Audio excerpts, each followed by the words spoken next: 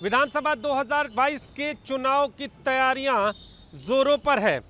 जोरों पर इसलिए हम कह रहे हैं कि हर नेता अपने अपने स्तर पर पूरी तरह से पार्टी के इंतजामों को कर रहा है, चुनाव के इंतजाम में जुटा हुआ है।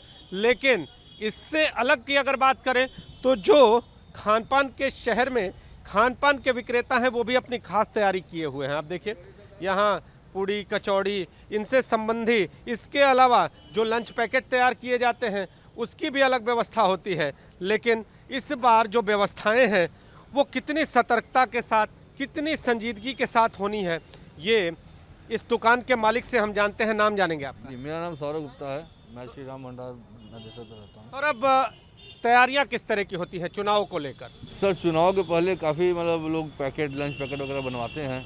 तो जो उनके कार्यकर्ता लोग हैं, सब नेताजी लोग अपने अपने कार्यकर्ता लोगों के लिए बनवाते हैं। लेकिन इस बार चुनाव आयोग ने बड़ा कस के रखा हुआ है लोगों को, तो इससे वो लोग भी बड़ा कम बजट का वो लेके आ रहे हैं कि बहुत ज़्यादा खर्चे नहीं करने हैं, ये है वो है। हम लोगों ने तो अपनी तरफ से तैयारी की हुई है, लेकिन अब देखिए कैसे ऑर्डर आते हैं, कैसे नहीं आते हैं। तो जो लोग फिजूल खर्ची करने के शौकीन रहते हैं वो भी इस बार के चुनाव में थोड़ा अलर्ट रहें। किस लिए अलर्ट रहें कि इस बार चुनाव आयोग की नज़र है उन पर, और पूड़ी कचौड़ी जलेबी इन सब के रेट निर्धारित कर दिए गए हैं। तो अब जो नेताजी लोग आ रहे हैं, जो आने वाले चुनाव को लेकर पहले से ऑर्डर देते हैं कि आप भी तैयार रहें, वो तो तैयार हैं ही, तो किस तरह के ऑर्डर मिल रहे हैं, वो कितना सतर्क दिखाई दे रहे हैं और आप कितना सतर्क दिखाई दे रहे हैं? जी, इस बार अभी ऑर्डर में बहुत विशेष तो नहीं कहेंगे, क्योंकि अभी इस साइड के लिए उतना नहीं है, क्योंकि ये करीब 15 दिन पहले से ऑर्डर आने चालू हो जाते हैं, क्योंकि उनको मालूम रहता है कि कितने लोग के लिए हमको बनवाना है, कितने लोग के लिए क्या खर्चे करने हैं।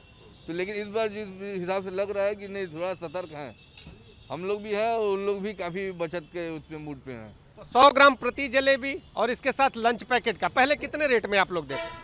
अगर लंच पैकेट की बात करें तो उसमें क्या क्या? लंच पैकेट को जैसे जैसे जैसे लोग वैसे वैसे रेट वो मांग लेते थे। वो कहते थे आप बढ़ा दो, कम कर दो, ऐसा वो रहता नहीं था। लेकिन अभी क्या है कि अभी सबका क्या है कि नहीं, हमको 50 रुपये के अंदर ही बना के दीजिए, और जलेबी का रेट 100 ग्राम का रखा गया है 16 रुपये, ऐसा ही कुछ चल रहा है इस समय। 100 ग्राम का रखा गया 16 रुपये। जी जी। और 50 रुपये प्रति लंच पैकेट इसके अंदर देना है या और इस बार आज ज़्यादा देना है? नहीं, अभी तो जैसे कि लोग 50 में भी मांग रहे हैं, 60 में भी करते हैं, कुछ लोग जैसा जिसका बजट रहता है। आप पिछले चुनाव की अगर बात करें तो कितने कितने के लंच पैकेट आपने बेचे? पिछले बार हम लोग ने जैसे 100 रुपये के भी बनाए थे, 80 रुपये के भी बनाए थे। लेकिन इस बार लोगों का कैपेसिटी कम है, उन लोगों को कहना है कि नहीं, 50 के अंदर ही सब आपको बनाना है। इस बार जो प्रत्याशी हैं उस पर चुनाव आयोग की नज़र है। निर्वाचन अधिकारी हमारे साथ हैं, जिला निर्वाचन अधिकारी। खासतौर पे खान पान का शहर कहा जाता है। पूड़ी कचौड़ी और लंच पैकेट, इसके रेट इस बार निर्धारित किए गए हैं, ये अलग चीज़ दिखाई दे रही है। तो कितनी नज़र, किस तरह से नज़र? वाराणसी में जनरली सामान्य तौर पे जो भी चुनाव में व्यय होते हैं वो सारी सामग्रियों की कॉस्टिंग जो है उसकी रेट लिस्ट डिसाइड होती है। पोलिंग पार्टियों, जितनी पॉलिटिकल पार्टियों के साथ बैठकर उसको रिवाइज किया जाता है, मार्केट रेट लिए जाते हैं और फिर वो जारी की जाती है, ताकि यूनिफॉर्म रूप से वो सभी के खर्चे के जोड़ने के काम आ सके। लेकिन वाराणसी में नई चीज़ ये सामने आई थी कि खाने पीने के लोग बहुत ज़्यादा शौकीन हैं। लंच बॉक्स या लंच पैकेट वितरण का जो कार्य किया जाता है कई लोगों के द्वारा अपनी अपनी रैलियों में या पॉलिटिकल कार्यक्रमों में, उसके रेट तो जोड़ लिए जाते थे। लेकिन यहाँ पे चाय पिलाने का और कचौरी खिलाने का और पूड़ी जलेबी इस तरह की चीज़ें लोगों में प्रायोजित करके अलग अलग नुक्कड़ पे, अड़ियों में या अन्य प्रकार के माध्यमों से भी इनको खिलाने पिलाने का रिवाज था। तो अब की बार उस पर भी विशेष नज़र रखते हुए हम लोगों ने उसके मार्केट रेट लिए, और मार्केट रेट लेने के बाद उसको पॉलिटिकल पार्टी से डिस्कस करके उसको भी चुनाव व्यय के लिए रेट लिस्ट के रूप में जारी किया। वाराणसी में खाने पीने के लोग शौकीन हैं। मिठाइयाँ जितनी वाराणसी में अच्छी क्वालिटी की बनती हैं और लोग जितने शौक से खाते और खिलाते हैं वो पूरा जग प्रसिद्ध है।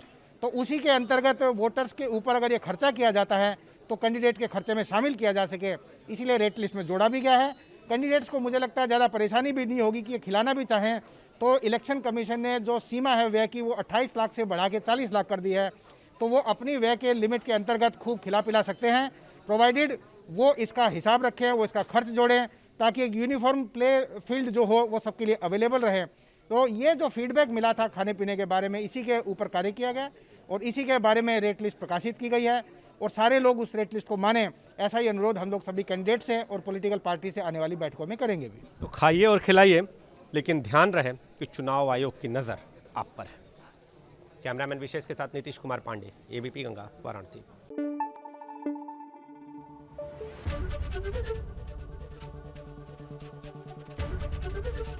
एबीपी गंगा, खबर आपकी, जुबान आपकी।